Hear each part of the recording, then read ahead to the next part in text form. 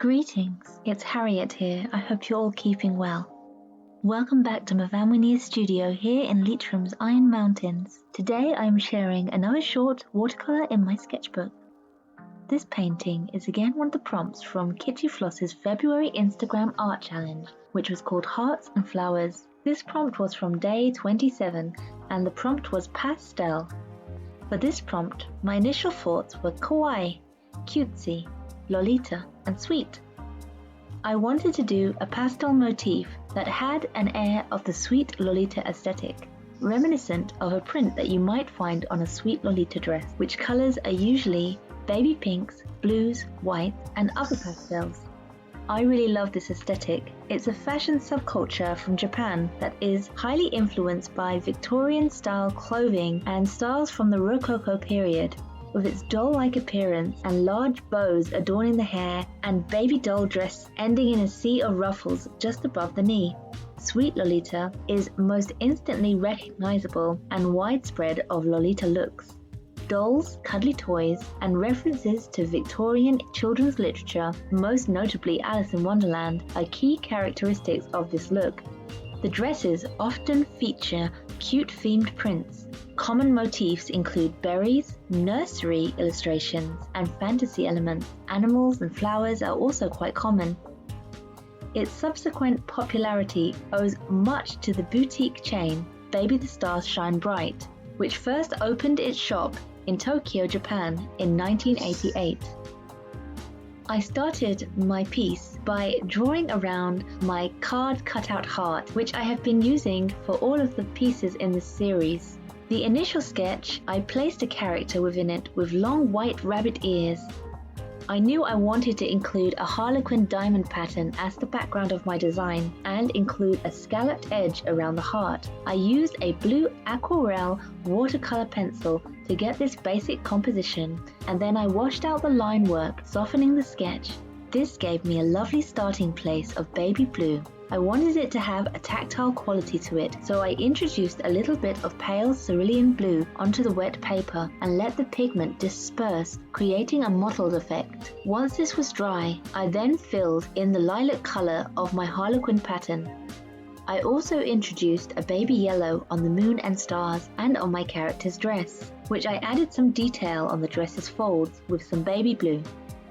She is sitting on a little cloud. I ended up editing out the top cloud in the composition. I often change the sketch as I go. I feel like some of the elements within the sketch were too busy. I added some detailing on my scalloped edge border to tightly define the edges of my painting. Working on the cloud, I painted out the bottom part of my sketch and needed to redraw the heart back in, so I used the heart cutout stencil to redefine where my line was because it had got completely lost at this point under the white gouache, along with the bow, which also needed to be drawn back in. On looking at this footage afterwards, I think the bow ended up a little bit not symmetrical. Defining the hair, I introduced some darker purples, which I then went back in on top of with the white gouache, building up layers and defining strands and creating shines. I find it very tempting to introduce more dark colors into this because the pastel color scheme is not my usual palette, and I'm trying to remember as I get lost in this painting to try and keep the colors very soft. I find that sometimes it's very hard to get the details, so I used a purple Papermate Flare pen on the dry painting to add some details on her face, which is so small if you see the size of my hand in comparison. These water-based felt tip pens have a hard point that's quite sharp and works well on top of the dry painted surface. I use this for the detailing around the eyes, and I added a little heart on her cheek. I also added some colouring on the cheek with a red aquarelle watercolour pencil and just softly dusted it on and blended that little bit of colour in as I went. Coming to the end of my video now, I do feel I achieved the overall aesthetic I was going for.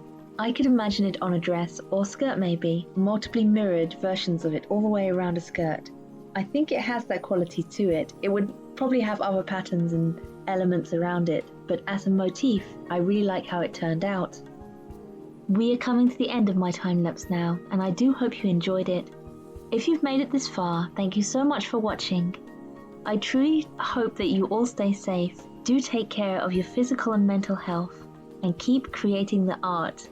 It seems globally that we are living in an unprecedented piece of history that our generation and even our parents' generation has seen. So channeling some of that anxiety I know a lot of us all can't help but feel into your creative expression seems very apt right now. Art from this time perhaps will be regarded as historical documentation in the future. Although you can't control what happens in the world, you can always control how you respond to it, choosing love over fear. I'm sending you all so much love and light. Stay safe, my friends, and I'll see you all again soon for another video. Bye-bye.